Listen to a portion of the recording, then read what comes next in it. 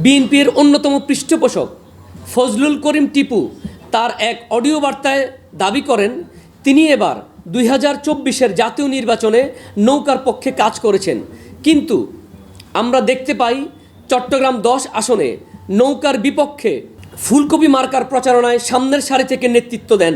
তার এই ভুল পাল্টানোর বিষয়টি নিয়ে আমি 5 এপ্রিল ভোরে সামাজিক যোগাযোগ মাধ্যমে ফেসবুকে আমি একটি স্ট্যাটাস প্রদান করি।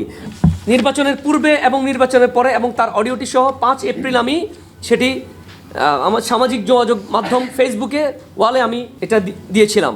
উক্ত বিষয়টি নিয়ে বিএনপির নেতা আমার উপরে চরম আকারে ক্ষিপ্ত হয়। চট্টগ্রামে কিশোর গ্যাংয়ের হামলায় দন্ত চিকিৎসক কোরবান আলীর মৃত্যুর ঘটনায় বিএনপি জামায়াতের ষড়যন্ত্রে ঘটনাস্থলে না থেকেও মামলার আসামি হয়েছেন বলে দাবি করেছেন চট্টগ্রাম মহানগর যুবলীগ নেতা গোলাম রসুল নিশান। মঙ্গলবার 14 মে বেলা 11টায় চট্টগ্রাম প্রেস ক্লাবের এস রহমান হলে সংবাদ সম্মেলনে তিনি এ দাবি করেন।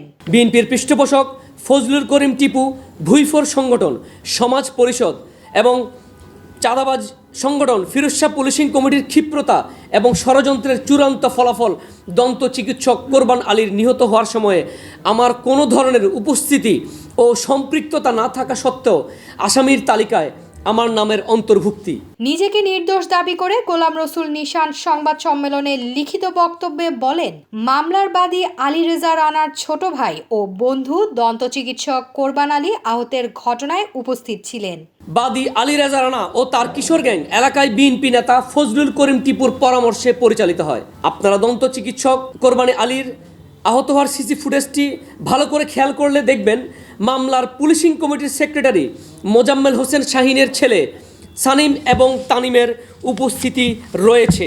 সিসি ফুটেজে যমুনা থেকে যেটা বের হয়েছে তানিমের উপস্থিতি এবং সানিম হচ্ছে পুলিশিং কমিটির সেক্রেটারির শাহিনের বড় ছেলে এবং তানিম হচ্ছে তার ছোট ছেলে, যারা আলী রেজা রানার বন্ধু এবং ছোট ভাই। গোলাম রসুল নিশান পুরো ঘটনায় সুষ্ঠু ও নিরপেক্ষ তদন্তের দাবি জানান। আমিও চাই এই ঘটনার সুষ্ঠু ও নিরপেক্ষ তদন্তের মাধ্যমে প্রকৃত ঘটনা তুলে আনা হোক এবং জড়িতদের আইনের আওতায় এনে দৃষ্টান্তমূলক শাস্তির ব্যবস্থা করা হোক। কোরবান আলীর মৃত্যুর ঘটনায় সুপরিকল্পিতভাবে একজন বীরত্তম খেতাবপ্রাপ্ত মুক্তিযোদ্ধা ও আওয়ামী ঘরানার পরিবারকে ষড়যন্ত্রের মাধ্যমে রাজনৈতিক প্রতিহিংসা বশত সামাজিক ও রাজনৈতিকভাবে হেয় প্রতিপন্ন করার জন্য আমাকে জড়িয়ে শুরু থেকে যে অপপ্রচার চালানো হয়েছে তার তীব্র নিন্দা ও প্রতিবাদ জানাচ্ছি।